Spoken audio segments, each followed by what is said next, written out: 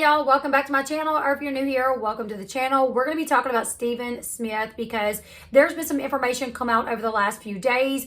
As you guys know, if you have been keeping up with this, they have reopened the death of Stephen Smith. If you don't know who that is, which I am assuming that if you click on this video, you probably know who Stephen Smith is. But if you don't, quick rundown. Stephen Smith, he was 19 years old at the time of his death. His body was found in the middle of the road on July 8th, 2015.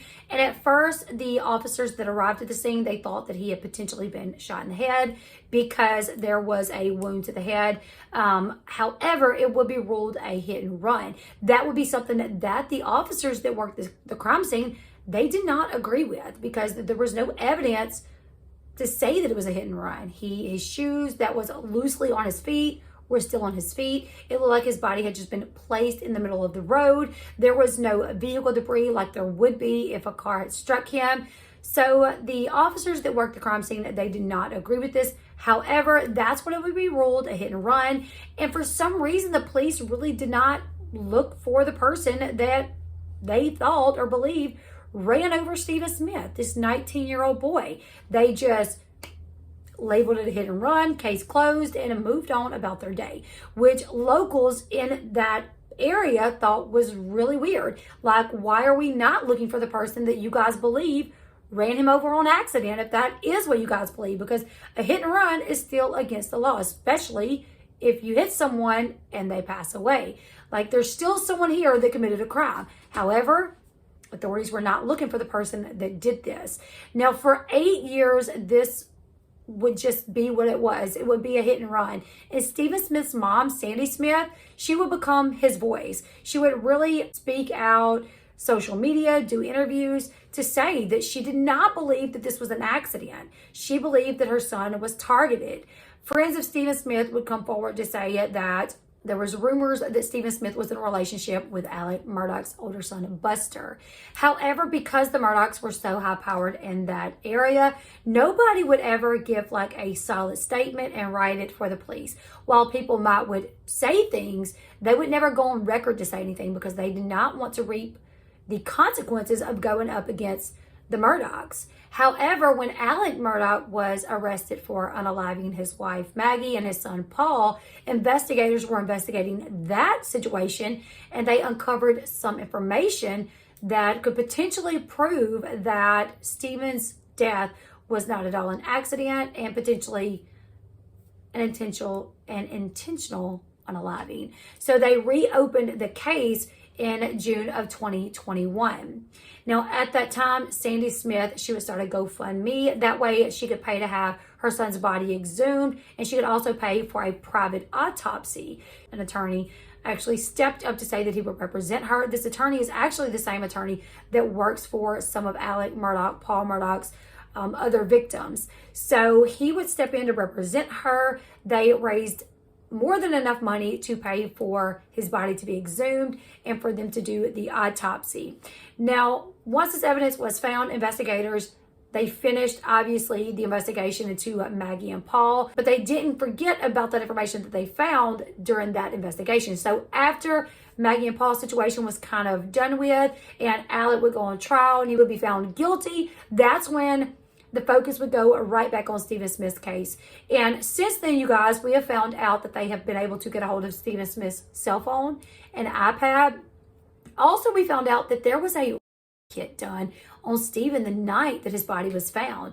Somehow that kit, it was never tested. Like, they did it, but they never tested to see if whatever was found, if there was somebody in the system that matched that whatever. Also, it came up missing. They cannot locate it. And the clothing that was taken from Stephen that night to see if there was any evidence on it, that has now come up missing. So this is an 8-year-old case. So they're trying to have to go through, comb through the evidence that they do have with a fresh set of eyes and more technology than they had back then. Now, Sandy Smith's attorney has said that they have been able to get into Stephen Smith's phone. They've been able to crack into his phone, and they have found some evidence that they feel will help unravel this 8-year-old crime, which they are now calling they're no longer labeling it a hit and run, which in my opinion, a hit and run is that as well. But when they are no longer labeling it that, but saying an unaliving, it's because I think they are thinking that this was intentional. So they're saying that they got into the phone. There's evidence in that phone. They have not been able to crack into the iPad yet, but they are trying to get that, and they are trying to see what other evidence they can find that could be helpful to this case.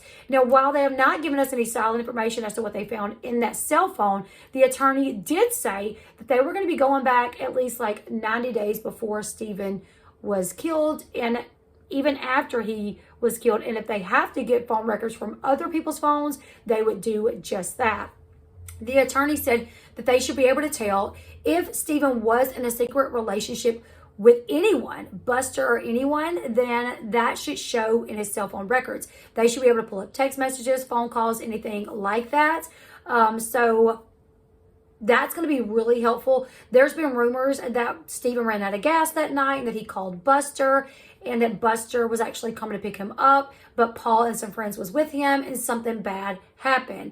If he did in fact call Buster, that call should still be on his phone records unless someone got into his phone and deleted it. But either way, I think this phone is going to be huge for their case. His attorney, Sandy Smith's attorney, said that as well, that he actually thinks that they're going to be able to possibly solve this case with evidence that comes out of that phone or that computer.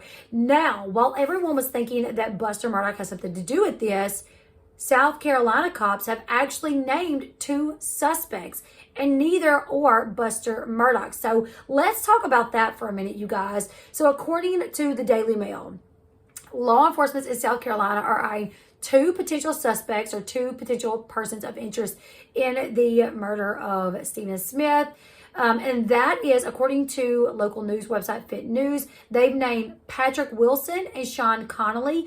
Both are 25 years old. So they would have been a couple of years younger than Stephen if they are the ones that did this. Stephen was 19 years old, but if they did it, they would have been around 17 or 18 years old at the time. According to a Fit News report, Connolly and Wilson, they were both teenagers at the time, and they both lived in Hampton County when Smith was killed.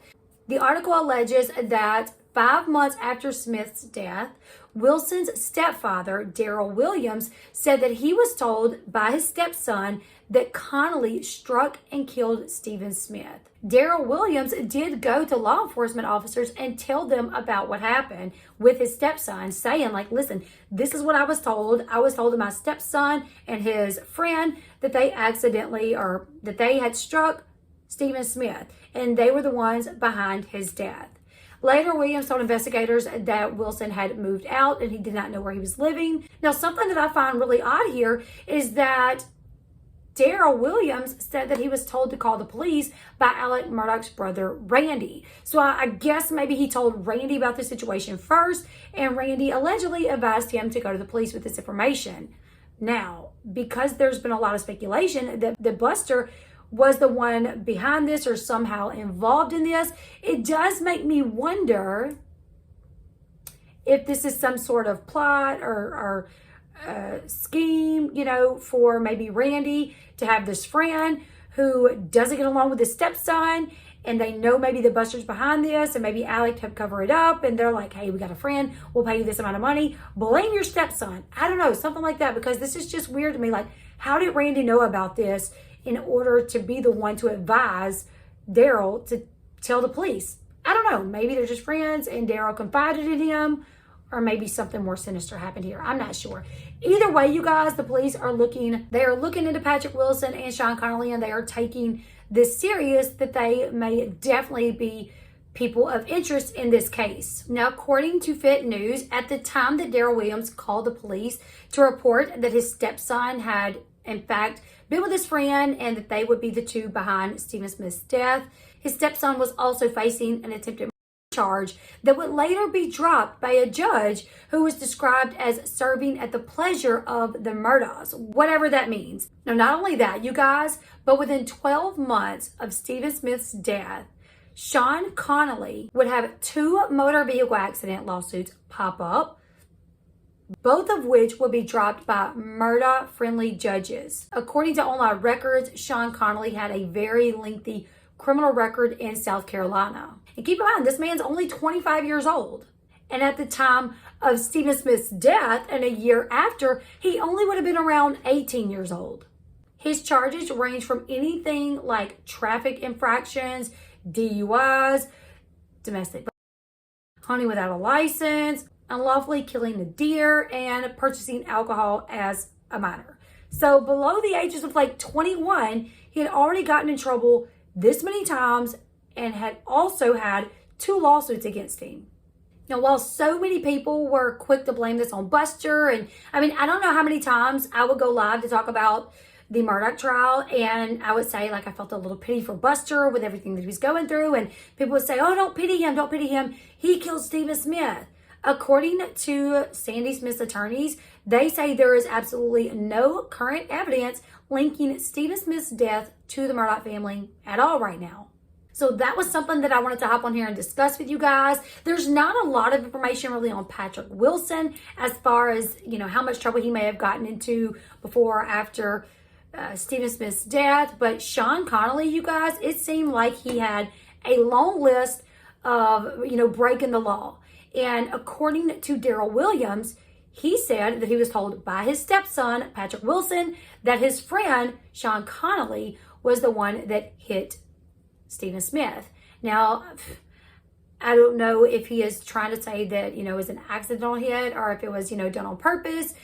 We know that because he was openly gay, that it potentially could have made him a target, especially for someone that maybe had a hatred for people that were gay. So we don't know anything else more than that, you guys, but the lawyers, they are optimistic with this case. They are saying they are going to go through every piece of evidence with a fine-tooth comb to see what they can get. And I really think that with his cell phone, that's going to be a huge help. So you guys, let me know your thoughts in the comment section below. They have the cell phone. They say they have already uncovered some information in that cell phone that could help unravel this case. They have the iPad they have not gotten into yet, but they will be getting into it soon. They are looking for the clothes that Stephen had on when this situation took place.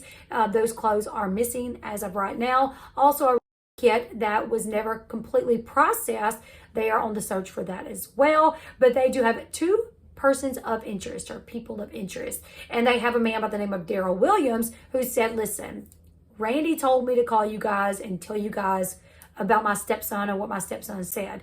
Only makes me wonder, why did Randy know to begin with? Was this something like, we're going to pay you to do us this favor, just call and say X, Y, and Z? Or was Randy a friend of his that he confided in? And Randy said, you need to go to the police. You need to go now. You guys, let me your thoughts in the comment section below. We're going to continue to keep up with this case. We're going to continue to follow this situation. I am really hoping that Stephen Smith's family, his mom, you know, the ones that he was close to, the ones that loved him, can get some sort of closure on this situation. You guys, let me your thoughts. Give this video a thumbs up. Please consider subscribing to the channel if you haven't yet. And I will see you guys in the next one. Goodbye, everyone.